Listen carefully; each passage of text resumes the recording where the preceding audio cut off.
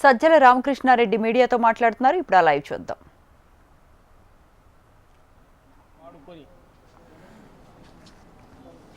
ఒక తప్పుడు కేసు సృష్టించి దాన్ని పరాకాష్ఠకు తీసుకెళ్ళి పదుల సంఖ్యలో దాని కింద అరెస్టులు చేసి ప్రజలు తమకిచ్చిన తీర్పును వాడాల్సిన దానికి వాడకుండా తమ స్వప్రయోజనం కోసం వాడుకుంటూ తన కేసు నుంచి తాను బయటపడడానికి లిక్కర్ స్కామ్ పేరుతో ఈరోజు చంద్రబాబు నాయుడు గారు క్రియేట్ చేసిన ఒక కట్టుకథ, ఒక తప్పుడు కేసు, దాంట్లో దానికి పరాకాష్ఠగా మా పార్టీ లోక్సభ పక్ష నాయకుడు 3 టైం ఎంపీ పార్టీ సీనియర్ నాయకుడు మిథున్ రెడ్డిని అరెస్ట్ చేశారు. ఈరోజు జ్యుడిషియల్ రిమాండ్కు పంపారు. ఎవరికైనా ఒక సందేహం వస్తుంది, ఏమీ లేని ఎందుకు రిమాండ్కు పంపిస్తారు, ఏమీ లేని ఎందుకు అరెస్ట్ చేస్తారని.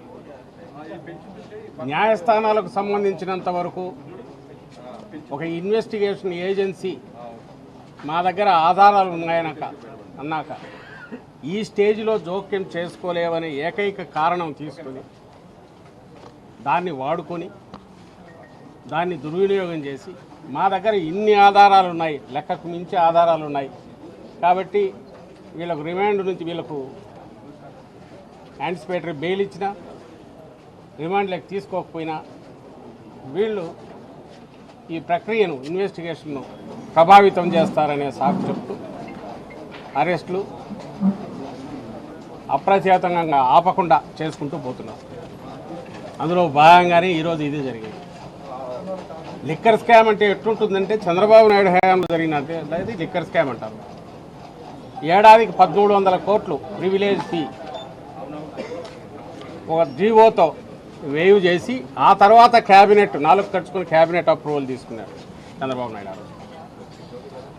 అలాగే 40,000కు పైగా బెల్ట్ షాపులు పెట్టి అడ్డంగా వాటి ద్వారా మద్యం ఏరులు అయిపారించారు. 4-5 డిస్టిలరీలకు 50% పైగా ఆర్డర్లు ప్లేస్ చేసి పక్షపాతం చూపించారు. 4,000-5,000 మద్యం షాపులు సిండికేట్లు ఫామ్ చేసి తమ పార్టీ నాయకులకు ఇచ్చి ఈరోజు అదే చేస్తున్నాడు, ఇంకొంచెం అడ్డగోలుగా చేస్తున్నాడు, తద్వారా దోపిడీ చేస్తున్నాడు. ఇన్ని ఆధారాలు ఉన్న దాంతో జగన్మోహన్ రెడ్డి గారు జగన్మోహన్ రెడ్డి గారి హయాంలో సిఐడి కేసు బుక్ చేసి 2023లో దాని మీద ఈయన చంద్రబాబు నాయుడు కూడా నిందితుడుగా ఉన్నాడు. ఈరోజు ఇంకా నిందితుడిగా ఉన్నాడు. యాంటిసిపేటరీ బెయిల్ మీద ఉన్నాడు ఆయన. ఆ కేసు ఏమి ఇది కాలేదు. అందుకు ఆధారాలతో సహా ఆ రోజు సబ్మిట్ చేసినవి ఆ కేసు. ఈరోజు మా హయాం అంటే జగన్మోహన్ రెడ్డి గారి హయాంకు సంబంధించి ఘోరాలు జరిగిపోయాయని ఈరోజు కథలు రాస్తున్నారు. 2 రోజుల ముందే ఏమి కల్పిత పాత్రలు క్రియేట్ చేయబోతున్నారు, కేసులో కొత్త మలుపులు ఏం తిప్పబోతున్నారు వీళ్ళు. ఎందుకంటే అంతా ఊహాజనితమే. వీళ్ళు ఏదనుకుంటే అది క్రియేట్ అవుతుంది. సినిమాలో కదా రచయిత ఏదనుకుంటే కథ వస్తుంది, డైరెక్టర్ ఎట్లా అనుకుంటే స్టోరీ రన్ అవుతుంది, కావాలనుకుంటే కొత్త పాత్రలు క్రియేట్ అవుతాయి, వాటికి తోడు మిగిలిన వాళ్ళని కలుపుకుంటూ పోవచ్చు. అట్లా ఊడలు వేసుకుంటూ ఇది పోతుంది విస్తరించుకుంటా. అవి చేస్తూ పోతున్నారు తప్ప ఆధారం ఏదంటే ఇంతవరకు లేదు. ఆధారం కోసం చూస్తామంటున్నారు. ఎందుకంటే ఏమి జరగలేదు కాబట్టి. జగన్మోహన్ రెడ్డి గారి హయాంకు సంబంధించి వీళ్ళు అంటున్నది మద్యం పాలసీ మార్చారు, అదొక స్కామ్, అదొక కుట్ర అంటున్నాడు. ప్రైవేటు దుకాణాల నుంచి ప్రభుత్వం రిటైల్లోకి ప్రభుత్వ దుకాణాలు తీసుకురావడం ఏ రకంగా కుట్ర అవుతుందో, ఎవడైనా 4 రూపాయలు బెనిఫిట్ అయితే అందులో 10 పైసలు ఎవరికైనా ఇచ్చినాడంటే అర్థం ఉంటుంది. ప్రభుత్వం నుంచి ప్రైవేట్ నుంచి ప్రభుత్వానికి మార్చినప్పుడు స్కామ్ ఎట్లా అవుతుందో ఎవరికి అర్థం కాదు. చిన్నపిల్లని అడిగినా చెప్తాడు. జగన్మోహన్ రెడ్డి గారి హయాంలో జరిగింది, ప్రైవేట్ నుంచి గవర్నమెంట్కి మార్చారు. అది కూడా ఏది గవర్నమెంట్లోకి వచ్చినాక మార్చింది కాదు. మా స్టేటెడ్ పాలసీ వైఎస్ఆర్సీపీ మద్య నియంత్రణ డిస్కరేజ్ చేయాలి, అంతవరకు జరుగుతూ వచ్చిన మద్యం ఏరులై పారడాన్ని ఆపాలి, వీలైనంత వరకు ప్రభుత్వం వైపు నుంచి డిస్కరేజ్ చేయాలన్న పాలసీలో భాగంగా రెస్ట్రిక్టెడ్ వేళలు పెడుతూ ప్రభుత్వం దుకాణాలే ఓపెన్ చేసి తద్వారా కొంతమందికి 15,000 20,000 మందికి ఎంప్లాయ్మెంట్ క్రియేట్ అయింది. ప్రతి బాటిల్ అమ్ముడు పోయిన తర్వాత కన్జ్యూమర్ తీసుకున్న తర్వాతే పేమెంట్ వెనక్కి వచ్చి డిస్టిలరీకి పోయే సిస్టమ్ పెట్టారు. ఎక్కడైనా ప్రైవేట్ చేతిలో ఉంటే స్కామ్ జరగడానికి అవకాశం ఉంటుందా?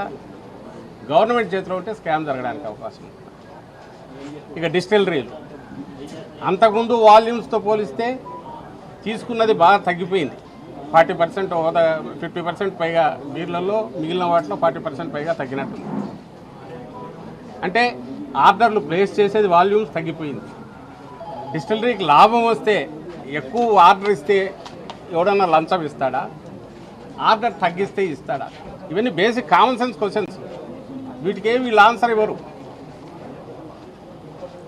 మద్యం పాలసీ మార్చేయడం ద్వారా 1,000 కోట్లు తీసుకున్నారు. పోనీ వీళ్ళు అంటున్న 1,000 కోట్లు ఎక్కడ? 50,000 కోట్లు, 60,000 కోట్ల నుంచి అది 30,000 కోట్లు, 20,000 కోట్లు అయిపోయి ఇప్పుడు ఆఖరికి 3,200, 3,500 అంటున్నారు. అది కూడా ఏదంటే ఏమంటున్నారు? ఇదంతా ఎన్నికల్లో ఖర్చు పెట్టారని ఒకటంటారు, ఇంకోటేమో ఇందులో చాలా భాగం ఆస్తులు కొన్నారంటారు, దుబాయ్లో పెట్టుబడులు పెట్టారంటారు, ఆఫ్రికాలో పెట్టుబడులు పెట్టారంటారు. ఇదే 3,000 వీళ్ళంటున్న కట్టుకథ 3,000 కోట్లనే 30 రకాలుగా చెప్తున్నారు. ఇన్వెస్ట్మెంట్లు చేశారంటారు, మళ్ళీ ఎన్నికల్లో ఖర్చు పెట్టారంటారు. అసలు ఎక్కడ డబ్బు ఎక్కడుంది, ఎక్కడికి పోయిందంటే అసలు రికార్డులే తారుమారు తగలబెట్టేశారని కొత్తది ఏదో అందుకునేట్టున్నారు. ఆ మధ్య మీరు కూడా చూసింటారు.